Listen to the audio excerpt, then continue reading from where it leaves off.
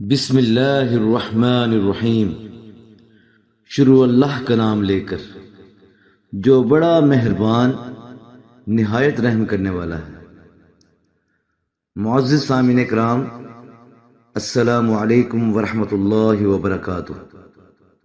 میں آج آپ کو ایک ایسی تسبیح بتاؤں گا جس کو مسلسل پڑھنے سے آپ کی ہر مشکل و تکلیف آسانی میں بدل جائے گی اور غم اور مصیبتیں دور ہو جائیں گی، اور اللہ پاک ایسی جگہ سے رزق عطا فرمائے گا جہاں سے اس کو گمان بھی نہیں ہوگا۔ یہ تسبیح آپ دن کے کسی بھی وقت میں پڑھ سکتے ہیں۔ جو بھی شخص اس تسبیح کو سچے دل سے دن میں 100 مرتبہ پڑھتا ہے، اللہ پاک اپنی رحمت سے اس کے تمام مسائل حل کر دیتے ہیں۔ یہ تسبیح نہ صرف ہماری دنیا سنوارنے کا باعث بنتی ہے بلکہ اس کو پڑھنے سے ہماری آخرت بھی سنور جاتی ہے۔ معزز سامعین کرام، یہ تسبیح استغفار کی تسبیح ہے۔ جو بھی شخص استغفار روزانہ 100 مرتبہ پڑھے گا، اس کے انشاءاللہ سارے مسائل موجزانہ طور پر حل ہو جائیں گے اور اللہ پاک اس کو وافر رزق عطا فرمائے گا انشاءاللہ۔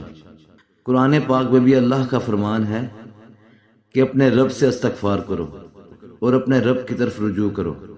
حضرت انس رضی اللہ تعالیٰ عنہ سے روایت ہے کہ نبی کریم صلی اللہ علیہ وسلم نے فرمایا کہ جس طرح لوہے، تانبے اور دھاتوں کو زنگ لگ جاتا ہے، اسی طرح دلوں کو بھی زنگ لگ جاتا ہے، اور اس زنگ کو اتارنے کے لیے جو چیز بنائی گئی ہے وہ استغفار ہے۔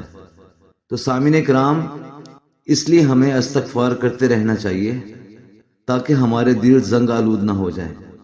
ایک اور حدیث میں نبی کریم صلی اللہ علیہ وسلم کے خادم حضرت ابو حمزہ انس بن مالک رضی اللہ تعالیٰ عنہ سے روایت ہے کہ رسول اللہ صلی اللہ علیہ وسلم نے فرمایا، اللہ تعالیٰ اپنے بندے کی توبہ سے اس شخص سے کہیں زیادہ خوش ہوتا ہے جو ویران جنگل میں اپنا اونٹ گم کر کے پالے۔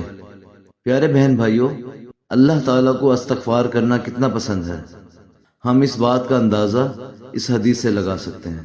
اور جب اللہ تعالیٰ کو ہمارا یہ عمل پسند آئے گا تو اللہ پاک ہم سے راضی ہوں گے، اور جب اللہ پاک ہم سے راضی ہوں گے تو یہ ہو ہی نہیں سکتا کہ ہماری زندگی میں کوئی مسائل آئیں، کیونکہ وہ اللہ ہی ہے جو ہمارے مسائل حل کرتا ہے اور ہمیں رزق عطا فرماتا ہے، اور جب ہم تکلیف میں ہوتے ہیں تو ہماری تکلیف دور فرماتا ہے بے شک۔ اس لیے ہمیں چاہیے روز کوئی نہ کوئی خصوصاً اپنے رب کی رضا کے لیے ایسا عمل کرتے رہیں جس سے ہمارا رب ہم سے راضی رہے۔ اسی طرح استغفار کی طاقت کا اندازہ آپ اس واقعے سے بھی لگا سکتے ہیں کہ ایک دفعہ امام احمد بن حنبل رحمۃ اللہ علیہ اپنے شہر سے نکلے اور سفر پر روانہ ہوئے، اور اپنی منزل پر پہنچنے سے پہلے ہی رات ہو گئی۔ تو انہوں نے رات گزارنے کے لیے ایک مسجد کا انتخاب کیا۔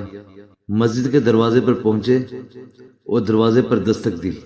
وہاں سے ایک شخص نکلا تو انہوں نے اس شخص سے فرمایا کہ میں یہاں رات گزارنا چاہتا ہوں، لیکن مسجد والوں نے انہیں مسجد میں جگہ دینے سے انکار کر دیا۔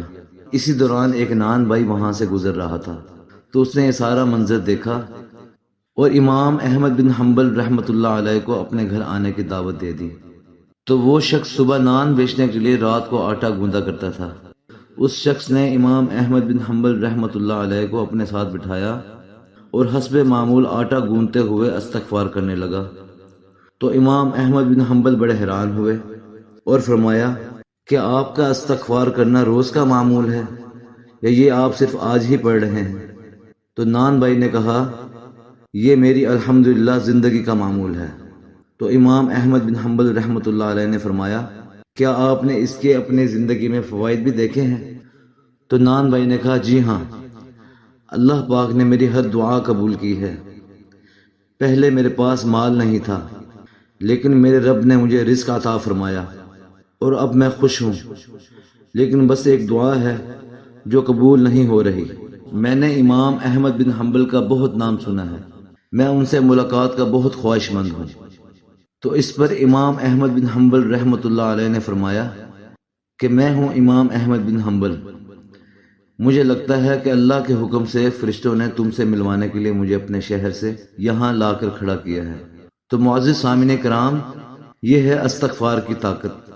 آپ استغفار کو اپنی زندگی کا معمول بنائیں اور اپنی زندگی میں معجزے ہوتے ہوئے دیکھیں۔ آپ کے مسائل اس طرح حل ہو جائیں گے کہ آپ کو یقین بھی نہیں آئے گا۔ وہاں سے رزق ملے گا جہاں سے آپ کو توقع نہیں ہوگی۔ اللہ تعالیٰ سے دعا ہے کہ اللہ تعالیٰ ہمارے تمام گناہ معاف فرمائے اور ہماری تمام مشکلات کو اللہ پاک آسانی میں بدل دے، اور اللہ پاک ہمیں حلال اور وافر رزق عطا فرمائے۔ آمین ثم آمین یا رب العالمین۔ اس کے ساتھ ہی مجھے اجازت دیجیے۔